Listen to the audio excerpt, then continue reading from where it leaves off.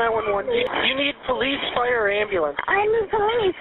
Okay, and what's going on there? I've been kidnapped and I've been missing for 10 years and I'm here. I'm free now. Okay, talk to the police when they get there. Okay. Hello? Yeah, talk to the police when they get there. Okay, I'm on the way right now. We're going to send them as soon as we get a car open. No, I need them now before we get back.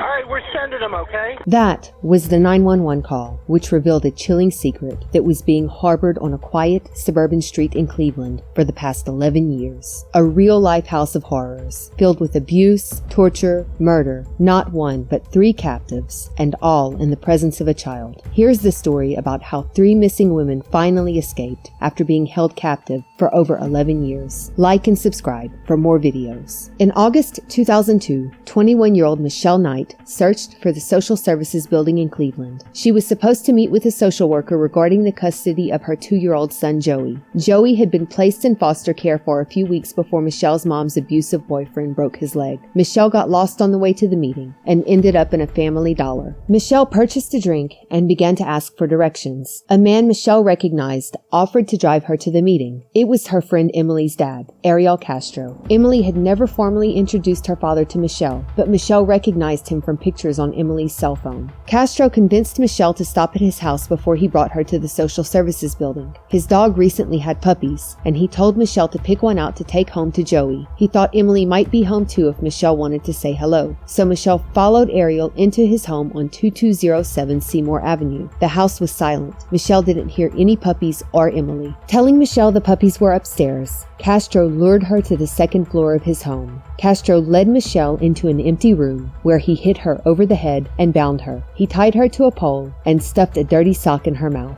Michelle would stay captive in 2207 Seymour Avenue for the next 11 years. Michelle endured all types of abuse during her 11 years in captivity. Castro sexually assaulted Michelle, which resulted in her getting pregnant several times. Each time Castro discovered she was pregnant, he beat her until she lost the baby. Later, doctors would unfortunately inform Michelle she could no longer have children due to the damage to her reproductive organs. As if physical and sexual abuse wasn't enough, because Michelle was an adult, the police assumed that she had left voluntarily and put little effort into finding her. Castro taunted Michelle multiple times afterward about how nobody cared that she was missing, and even tried to use that fact as part of his defense in the trial. 8 months later, Amanda Berry left her job at Burger King the night before her 17th birthday. She called her sister on her way home from work asking for a ride, but no one could pick her up. While walking home, Amanda was approached by a van driven by her friend's father, Ariel Castro. Castro offered Amanda a lift home after she ended her shift. She accepted because she knew Castro's daughter Angie, who she had gone to school with.